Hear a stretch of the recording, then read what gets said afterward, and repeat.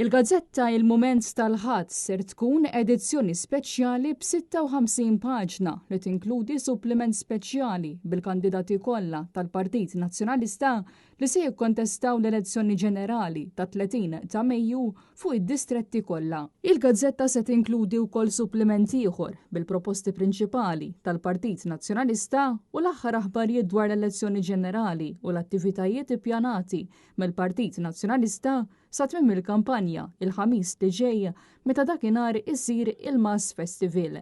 Din il-ġimgħa tħabbar ukoll il-line-up spettakolari b'uħud mill-aktar artisti popolari fix-xena lokali u internazzjonali li se jieħdu sehem f'dan il-festival fil-Luxol. Huma se jkunu qed jagħtu show kbir f'dan l-aħħar Mass Festival tal-Partit Nazzjonalista propju fit-28 ta' Mejju, il-jum li fih tiġi fit-tmiema il-kampanja elettorali. Fost l-artisti li se jitilgħu fuq il-palk tal-Luxol f'St Andrews se jkun hemm Ben Purple, Sika and the Cassettes, Dom, Gabi, Isaac, Jessica Mikallef, Kert Kalleja, Nicky VP back to back ma' DJ Pochi, Versatile u Lamar and Jonte.